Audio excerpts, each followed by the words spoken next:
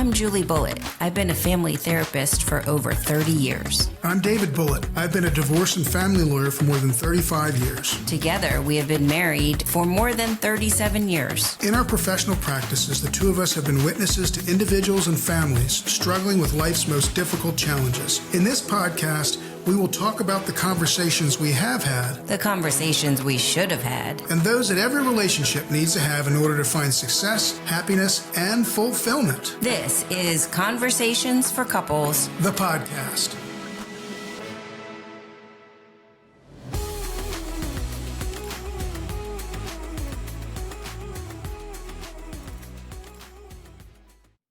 Julie, you there?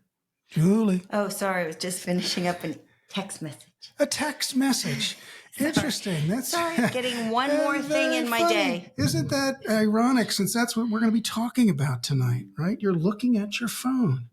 Mm-hmm. So we're talking technology and its effect on relationships, the good, the bad, the ugly, all of that good stuff. And before we get started, you know me, I've got some statistics for you. Statistics. Nice. For I can't wait for you. I can't wait to hear them. I'm all ears. Yeah. I'm listening. I'm off my phone. Right. Put your phone away. I did. I turned it around. Okay. It's not turned even it upside down. Yep. Okay. I can't even see it. All right. No, I can't see it either. I can't. Okay. That's good. I think it's within reach though. It is, but I turned it the other way. All right. Okay. So look, the average American spends, I have to look because I wrote this down because I won't remember all these. The average American spends 7 hours and 4 minutes a day looking at some sort of screen, of which 3 hours and 43 minutes is on what you were just on. 3 hours and 43 minutes a day on their phone. Yeah. And that ain't talking. That's texting, that's scrolling, doing whatever you do. All right. As a sidebar to that, we're going to talk about this part another time. The average American spends 3 hours on social media every day. So we're going to come back to that another time. I just wanted to throw it in. So that's a little teaser for a later episode, right? All right. Now, and let's just talk about kids. Kids 8 to 10, 6 hours on a computer screen, on a device every day. Wow. Okay. Wow. All right. Those are sobering stats. How about 11 to 14? When I was out playing basketball and football and riding my bike, 11 to 14 years old, 9 hours a day. Yep. All right. 15 to 18 years old. You're in high school.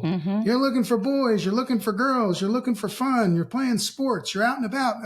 No, not so much. 7.5 hours a day on phones and similar devices, iPads, whatever the case may be. Plus they're in school too. Plus they're in school. Probably, and they're supposed to be sleeping 8 hours a night. Well, you can do the math. Something's gonna work. Something's gonna give. Plus that maybe kids have jobs. Some kids have jobs. You and I had jobs. I don't know where the time's coming from. Yep. Except that when you roam around, you see kids walking up and down the street. They constantly have their head in their phone. When I walk the dog around here, it never fails. I'm walking toward a kid who's going to a bus stop. Heads are down, looking at their phones. Isn't there such thing as a tech neck? That people are having issues with their neck because it's like they're always in the phone and their neck is bent. Tech neck. No, I'm serious. I think it's a condition. In the Bible, you say don't get stiff necked, but now you're talking about tech neck. I think it's a tech neck.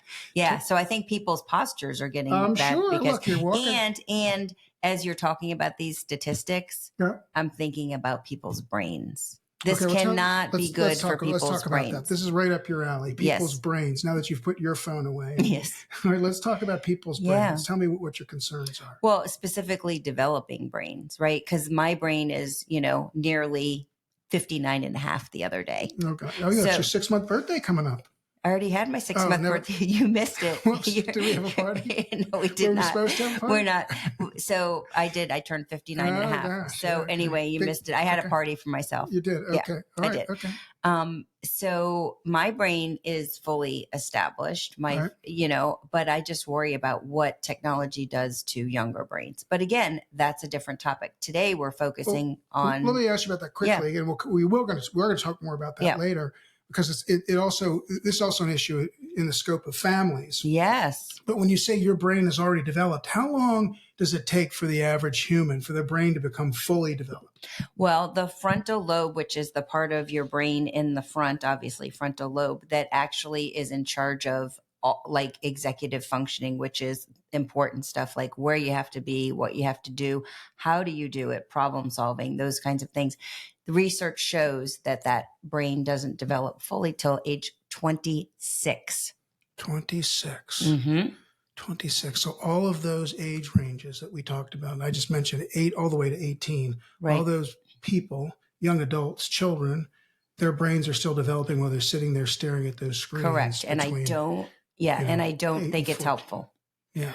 Why not? I can only imagine. Okay. But you know what? Save that question. We'll talk more about that another time. Okay. So let's talk about technology in the, under the umbrella of our relationship, under the umbrella of a couple's relationship. And first, let's deal with the obvious, which is what kind of issues and problems it can cause.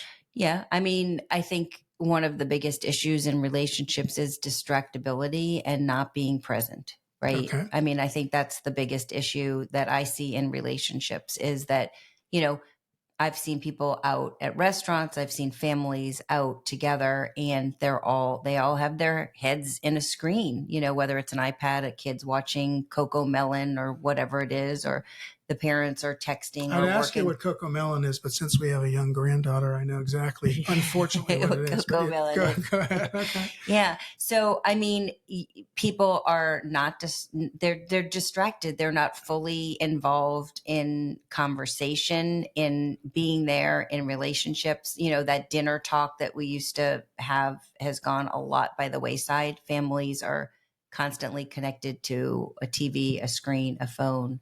Well, it's interesting because if, you go back to when we were kids, our generation, when we were younger, or the generation before and the generation before, people were distracted then, right? We wanted to watch a game, or we had to talk about work, or were worried about work, or had to do the lawn stuff outside.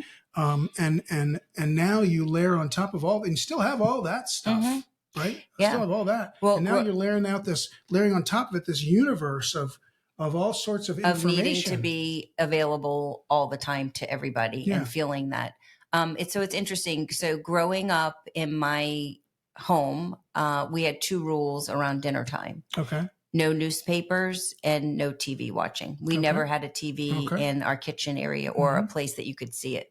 And those were the 2 rules because my parents really felt it was important that we come to the table and show up. They couldn't make us do much more than that, but that was the rules. But you were there and you weren't looking at something else. You're correct. Either looking at your food, trying not to look at your parents, or engaging in some kind of conversation. Exactly. So, and I think that a lot of times, I know that a lot of my clients that I work with very rarely have family dinners together. And that's one of the things that I do talk to people about, the importance of that. And also, I think no phones at the dinner table, is a really important rule.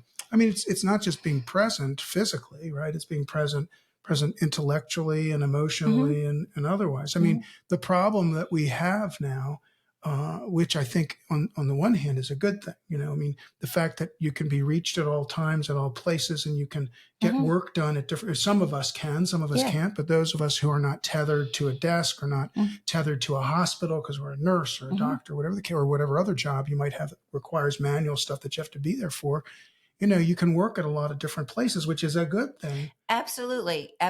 I mean, I know for myself, I can take a break during the day and go do something and then come back to my work because a lot of my work is, paperwork or work on the computer. And that's a real benefit. I'm not tethered to 9 to 5 to do my job. But the flip side of it is that you feel like you have to be available more times than 9 to 5. My office doesn't close, right? Because I can get an email at 10 o'clock. I can get a phone call, whatever it is. And people expect you to answer emails or text messages, on a more regular basis. I remember back in the day, as I used to say, old people used to say, now I'm saying it, but back in the day, when I was working as a younger lawyer, if you remember, I was going to the office every Saturday to work, or sometimes Saturdays and Sundays, or staying late because you had to work. And if I did come home, I carried one of those gigantic briefcases or stacks of boxes that were on a cart to bring home. Now I hardly have a sheet of paper to use, which is wonderful work-wise. Yeah. But right? So we're sitting at dinner, and a client or someone maybe a client who wants to ask me a question. I want to get that client in the door. All of a sudden, I'm talking to that person, or I'm looking at their email instead of looking into those beautiful eyes of yours with the eyelashes that really look pretty tonight, by the way. Thank you, honey. So technology and boundaries. I think that's what you're alluding to, which is that, oh, my phone is ringing. Oh, how about that? Yeah, I'll just turn it off. I'll just turn it off. Interesting because how that works out. Yeah, sorry. My phone was ringing. So I do think that really what we're talking about is having boundaries and really kind of sticking to some boundaries. I also think, and we could talk more about that, but we also really need to talk about the flip side of this, the benefits of technology, the benefits of communicating more I want regularly. to ask you about that. I mean, in some ways, that's a good thing, right? So, absolutely. If I want to talk to you before, I had to pick up the phone, and maybe you couldn't answer the phone, or maybe you're in the middle of something, or the line was busy. Remember the old days when the line was busy, and then you got call waiting. Everybody thought it was so great, and then it wasn't so great because it interrupted your phone call. Right. But yeah, so there is a good side to it. It allows couples to what? Well, I think it allows couples to communicate more consistently, which we talk about all the time. Like I can check in with you, even if you're at work or you're out doing something. I could say, or, did you get there okay? Or how are you? Or, those kinds of things. And you can check in more freely. You can communicate a little bit, better. I mean, you can send nice notes to each other. You can send flirty notes. You could send naked pictures if you want. You can flirt through. You can flirt. You can flirt through. You can flirt through the phone. Yeah. Right. So there are great things. There's benefits to things. But I do kind of think that we've gone for quantity over quality. If you ask me, I really do feel like too many naked pictures. You mean? No, not too many naked pictures. But I feel like talking to people used to be more special. Yeah. Like when you and I were dating, we had long distance relationship for a year. You were in Chicago. We used to save up conversations, and we used to call each other like twice a week after 11 o'clock when the rates went down. Yeah. And it was really special, right? And we used to write letters, and the communication took more effort, but it was also more special. So I think we have traded in some ways the quantity. I think we have a lot more communication, but I'm not sure the quality is always there. Yeah, I think that you're probably right. And I think that people need to be aware of that. So if they know that it doesn't come across as special as it used to be, and you're right, I used to look for, I think we would talk on Sunday night and Wednesday night, or Sunday night and Thursday night. Sunday nights, the rates were lower, I think, or something like that after 11 o'clock or something like that. And you had a certain amount of minutes. We had to watch the clock because then the rates would go up. God forbid you called from a payphone. That was a major. Well, we had calling cards or something. And then, and now you can call anywhere in the world. Doesn't cost anything. I know. You just pay your monthly bill to whoever your carrier is. Yeah. Right? So I think you're right. I think it's not as special because it's so easily done. Right. It's convenient. It's easy. And I think that we put less weight into it because it's so easy to do. Okay. So that dovetails into, what people can do first in terms of not letting technology in the way or using technology to benefit your relationship. Okay. So the first thing I would say about, the technology is really having some clear boundaries. So either, putting down your phone at dinner time, or putting down your phone, leaving it in the car. If you can't, you going on a date, leaving it in the car, putting it on airplane mode so that you don't get interrupted. That's another little, I hadn't thought about that. A little trick you could do if you're going out on a date and you're really trying to pay attention to each other, which I think is important. And I think, we talked about the No Tech 90, which was something that we've implemented over the years. We've been better at times than not, but we talked about 90 minutes a day, putting down all technology and really, doing something together, paying attention to each other. Yeah, I mean, and that 90 doesn't have to be sitting and looking at each other face to face like we're doing right now, although it's not so bad for me. For you, not so good. You But look good. I like your you like the goatee. goatee? Yeah, it looks nice. I'm going to keep it for a little while longer, but Looks nice. that's so nice of you.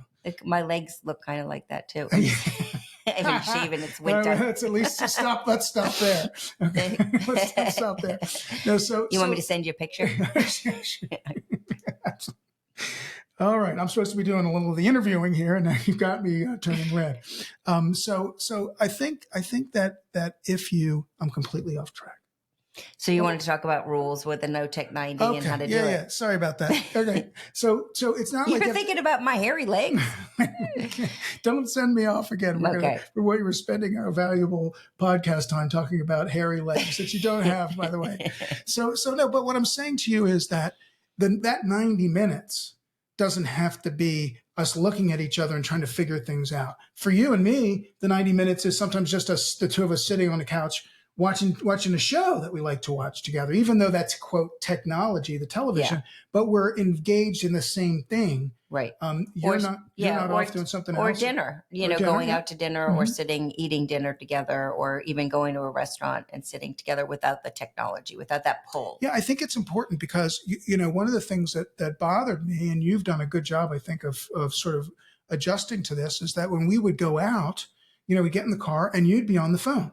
Mm-hmm. You'd be on the phone, and it wasn't like you were trying to be disrespectful or ignore me, but you were on the phone, whether it was texting, whether it was looking at something, a new coat. You're still trying to find that black coat. I'm still looking for that black coat, whatever it might be. And then, and then if we would sit down, sometimes, you'd be looking at your phone, and I think, and I'm not blaming you, because how did that make you feel? Made me feel not good. Ignored, not important to me. All of those things. Yeah, I probably could come up with some more, but I didn't write them down. We don't have that much time. But yeah, and you don't want we're assuming that if you're going on a date and you're spending time together, you don't want your partner to feel that way. No, you don't want to feel not seen. Yeah. So the No Tech 90 again, I think is a good way, right? A good tool, and maybe it's a No Tech. Maybe if you don't think you can do it, start with No Tech 30. Yeah, No Tech 30. I love it. Whatever it is. And just say, okay, phone, like your parents used to do, no TV, no nothing, whatever it is, we're going to do this. Now, it could be, like I said, it could be a TV show. It could be we're listening to a very good podcast. Or it could be a game that you're playing. A game or any number of things. Could be fooling around. It could be shaving your legs. Could be together. And the way you're talking, it could take 60 minutes to do that. So. Maybe 30. 30 minutes. Okay. So No Tech 90. And then just to jump back for a second to something that you said earlier, which I think is important, and that is understanding that it can get in the way. Yes. And it's almost like what they say about alcoholics or addicts, right? You have to first know that you are one, that you have that illness. I'm not sure I'd call this an illness, but you have that issue. Maybe you do call it an illness, an addiction.